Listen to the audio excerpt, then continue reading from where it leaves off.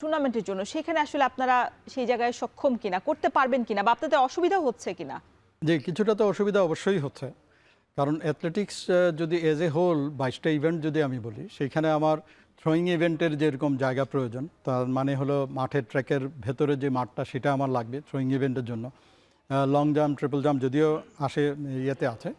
তো এইটা যখন বাফুফে যখন নেয় তখন হয় কি, এই পুরো ট্র্যাকের কোনো জায়গাটাই আমরা ব্যবহার করতে পারি না ফুটবলের জন্য। ডেফিনেটলি তাদের প্রয়োজন পুরো মাঠ, যে ট্র্যাকে আমি দৌড়াবো আর ওনারা ফুটবল কম্পিটিশন করবে, এটা হয় না।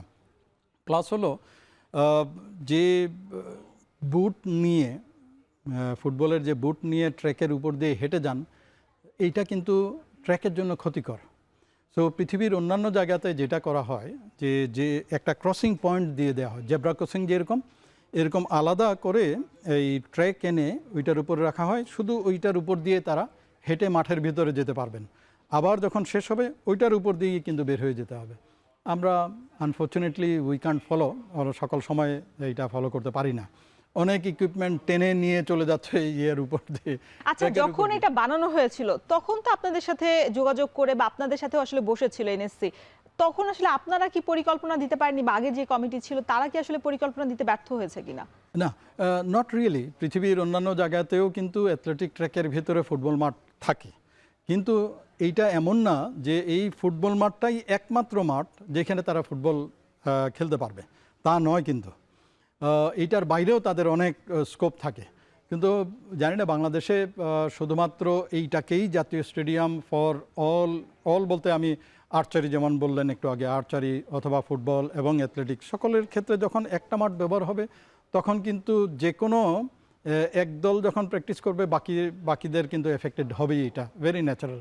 সো অল্টারনেটিভ আসলে স্টেডিয়াম প্রয়োজন জাতীয় পর্যায়ে। 2 নম্বর হলো তৃণমূল পর্যায়ে যদি তারা সেই সুযোগটা যদি না পায় এবং ভালো ট্র্যাক যদি না পায়, একটা মাঠ থেকে একজন উঠে এসে প্রথম দিনের ট্র্যাকে এরকম অ্যাথলেটিক্স ট্র্যাকে ভালো পারফরমেন্স করার কোনোভাবেই কথা নয়। ইভেন তাদের যে গিয়ার্স আছে, এই গিয়ার্সটাও কিন্তু ডিফারেন্ট। অর্থাৎ মাঠে, কাঁচা মাঠে যে ফুট গিয়ার পরে দৌড়াবে আর অ্যাথলেটিক ট্র্যাকে যে গিয়ারটা পরে দৌড়াবে, দুইটা কিন্তু আলাদা। জাম্পের জন্য আলাদা, আপনার দৌড়ানোর জন্য আলাদা, স্প্রিন্টের জন্য আলাদা, লং ডিস্টেন্স রানের জন্য আলাদা। সো এই সমস্যাটা কিন্তু আমরা ফেস করছি, শুরু থেকেই ফেস করছি।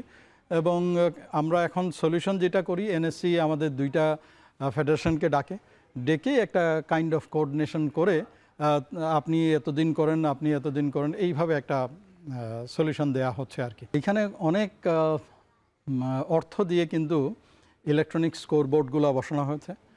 ফটো ফিনিশের যে মেশিনটা আছে, সেই ফটো ফিনিশের মেশিন বসানো হয়েছে।